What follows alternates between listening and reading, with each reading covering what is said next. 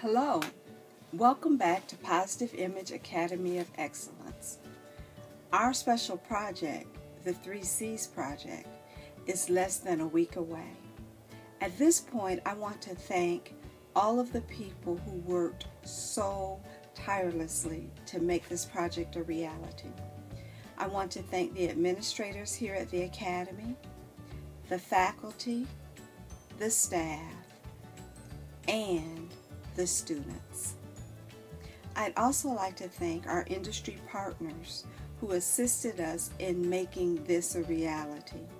We have 40 beautiful iPads. We thought we were going to get them with 16 gigs, but we got them with 32. So that's a special thanks to a friend of mine of many years, Mr. Mike Milken and the Milken Foundation. I'd also like to thank Contacts at Steelcase for providing state-of-the-art classroom furniture in our beautiful classroom.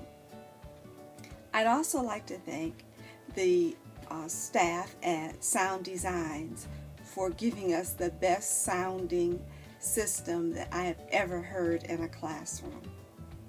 And last but not least, I'd like to thank the students who applied, went through the interview process, went through the second interview, did a pre-acceptance portfolio, and they're ready to go next week with our special project, iPads in the Creative Cosmetology Classroom, the 3Cs Project. Well, stay tuned because now we're going to talk about a special component that's needed in addition to your mobile device to pull it all together. I'd like to talk about the current state, why this project was so important for us to get up and running. Let's talk about the problem. The problem that we saw is that many times students in the Cosmetic Arts program need access to mobile devices and storage capacity. Students using technology oftentimes attend class without class files and the supporting documents. The average classroom teacher hears this at least once a week. I forgot my flash drive.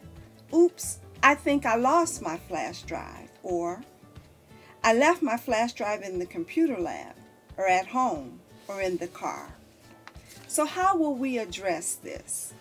We will address it by looking at mobile devices and storage alternatives. It's a two-pronged approach. Gone are the days of internal storage-only devices. We now have iPads, and with them, we need additional storage devices.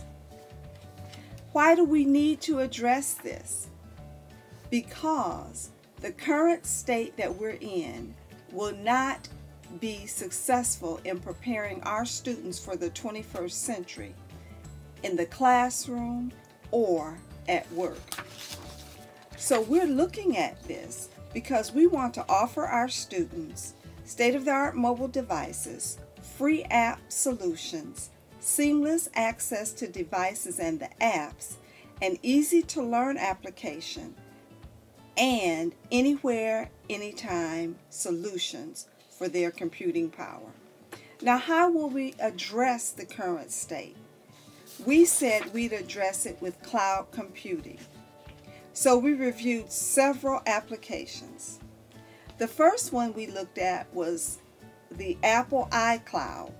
File storage and access is available for the Mac and remote access, and it accesses files or on the go for iPad and iPhone apps. The second app we looked at in cloud storage options was Google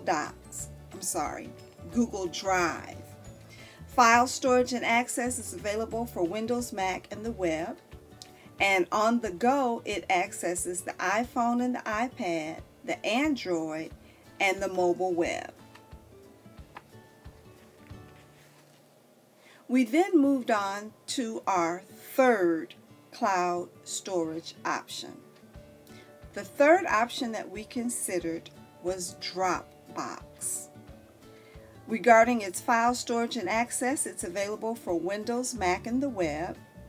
And access to files on the go is through the iPhone and iPad, the Android, and the mobile web.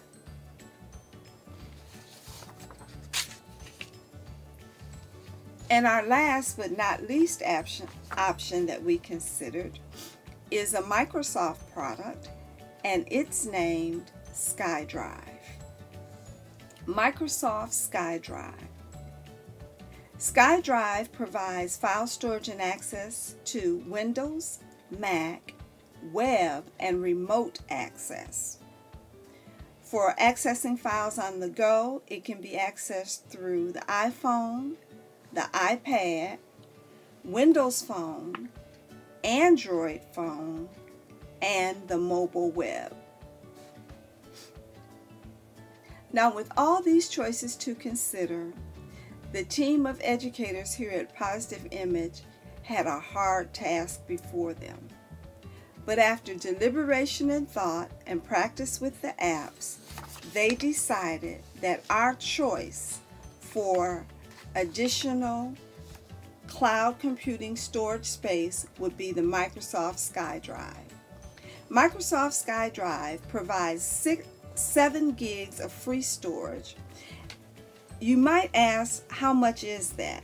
Well, you could hold a little less than 2,000 3.5-minute songs, a little less than 2,400 images, and approximately 14 hours of video with the free option of SkyDrive, and you can upgrade. So now that I've told you what our option is, let's install the app. I then went to the App Store and typed in SkyDrive. When I typed in SkyDrive, I had an option for SkyDrive or SkyDrive for iPad.